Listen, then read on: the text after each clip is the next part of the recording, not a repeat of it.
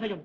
பாத்திரலா நாரதரே, அகத்தியர் இந்த பதவியை விட்டு தென்பகுதிக்கு புறப்பட்டதும் இளவரின் திருமணமும் நடந்தேறியது, நிலமும் சமநிலை அடைந்து விட்டது. நாரதா, இது புரியாமல் அகத்தியரை பார்த்து உங்களுக்கு ஆற்றல் இருக்கிறதா, திறமை இருக்கிறதா என்று கேட்டாயே. இப்போது அகத்தியரின் வல்லமையை நாரதன் நன்றாக புரிந்து கொண்டிருப்பான். இனி எதுவும் பேச மாட்டான். உங்களுக்கெல்லாம் ஒன்றுமே புரியவில்லை. இறைவனின் கல்யாண காட்சியை காண எங்கே அகத்தியர் இங்கேயே இருந்துவிடப் போகிறாரோ என்று எண்ணி அவர் போவதற்குத்தான் நான் கோபத்தை உண்டாக்கினேன். இது புரியவில்லையே உங்களுக்கு? சரி நாரதரே, இப்படி ஒருவரை தேர்ந்தெடுத்து நிலத்தை சமநிலைப்படுத்திய ஆண்டவருக்கு முதலில் நாம் அனைவரும் நன்றி சொல்ல வேண்டும். வாருங்கள் போகலாம். இந்த தேவேந்திரனுக்கு சமய சந்தர்ப்பமே தெரிவதில்லை. திருமணம் முடிந்து பரமன் பள்ளி அறையில் இருக்கிறார். இன்று ஒரு நாளாவது அவர் சற்று நிம்மதியாக இருக்கட்டுமே. ஓம் சஹனா பவது சஹனௌ புனக்து சஹ வீர்யம் கரவாவஹை தேஜஸ்வினாவதீதமஸ்து மா வித்விஷாவஹை. ஓம் சாந்தி சாந்தி சாந்தி.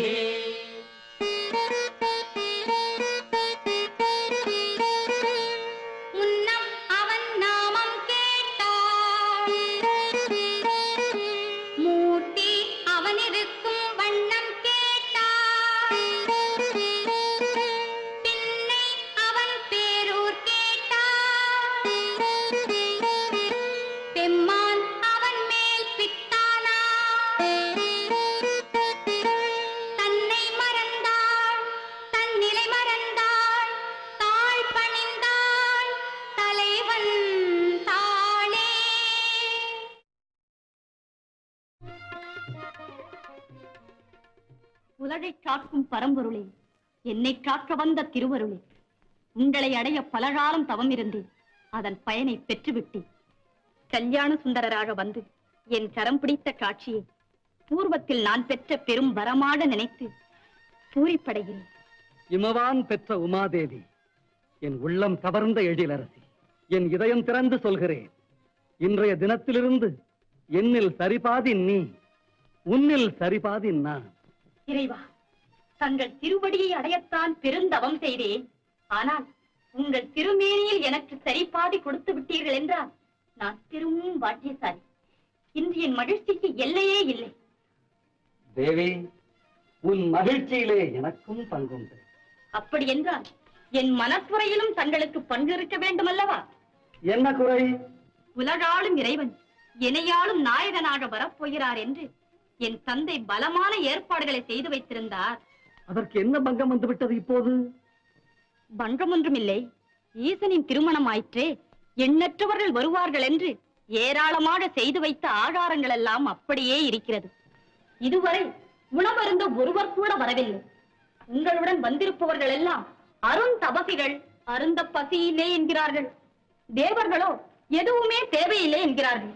ஏனென்றால் பார்க்கடலில் அமுதத்தை பருகிய நாளில் இருந்து பசியே இல்லை என்கிறார்கள்.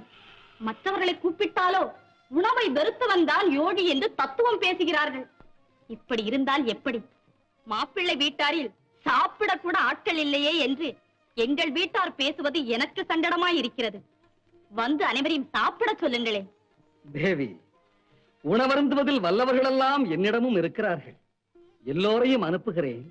ஆனால் அனைவருக்கும் அமுது படைக்க உங்களால் முடியுமா என்று முதலில் ஆலோசனை செய்து கொள். என்ன சுவாமி அப்படி சொல்லிவிட்டீர்கள்?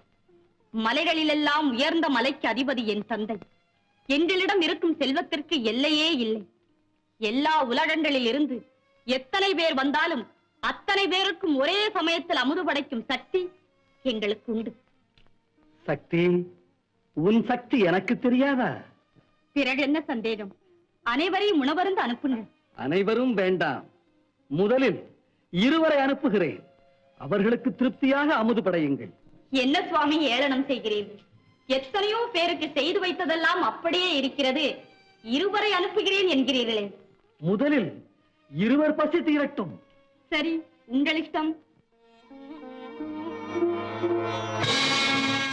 இறைவா வணக்கம். கல்யாண சாப்பாடு உங்களுக்காக காத்திருக்கிறதா? காரியத்தை துவக்குங்கள். உத்தரவு.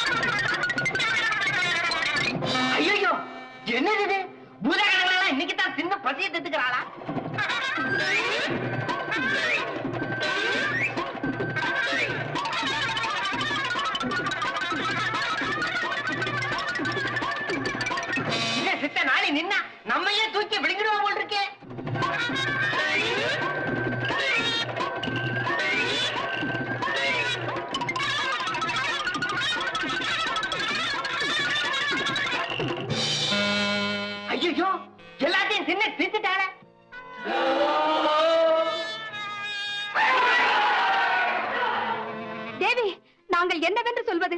ஈசனால் அனுப்பப்பட்ட 2 பூதகணங்கள் மட்டும் வந்து எல்லோருக்கும் செய்து வைத்திருந்த கல்யாண சாப்பாடு முழுவதையும் தின்று தீர்த்து விட்டார்கள்.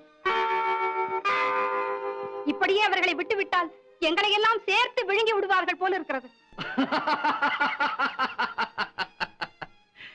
தோழியர்களே, திருமண சாப்பாட்டை மட்டும்தான் சாப்பிட சொல்லி பூதகணங்களுக்கு என்னுடைய உத்தரவு.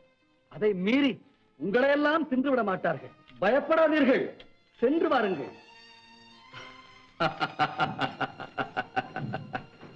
பூதகணங்களே, இறைவா, ஆகாரம் முழுவதையும் தின்று தீர்த்து விட்டோம். அடுத்த உத்தரவு என்னவோ? உண்ட மயக்கம் தொண்டருக்கும் உண்டு. சற்று ஓய்வெடுங்கள்.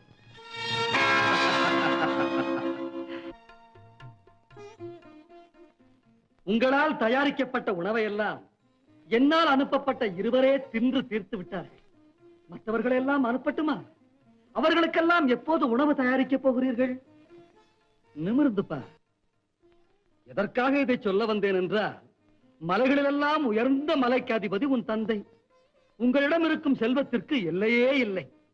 ஒரே சமயத்தில் எத்தனை பேர் வந்தாலும் அத்தனை பேருக்கும் அமுது படைக்கும் சக்தி உங்களுக்கு உண்டு. அப்படிப்பட்ட வசதி படைத்த நீங்கள் மாப்பிள்ளை வீட்டாரில் 2 மட்டும் சாப்பாடு போட்டுவிட்டு மற்றவர்களையெல்லாம் பட்டினி போட்டீர்கள் என்றால் அதை பற்றி நாளை எங்கள் வீட்டார் பேசுவது எனக்கு சங்கடமாக இருக்கும். அதனால் மற்றவர்களெல்லாம் உணவருந்த உடனடியாக அனுப்பி வைக்கட்டுமா? சுவாமி, இது என்ன சிரிப்பொலி? யார் நகைப்பது? அகத்தியன் எங்கோ இருந்து கொண்டு மானசீகமாக நம்மை நினைத்திருக்கிறான். அவன் மனக்கண் முன் இந்த காட்சி தென்பட்டிருக்கிறது. தன்னை மறந்து சிரித்திருக்கிறான். அகத்தியர் எதற்காக சிரிக்க வேண்டும்? அதற்கு காரணத்தை அவனிடமே போய் கேட்கலாம். வா.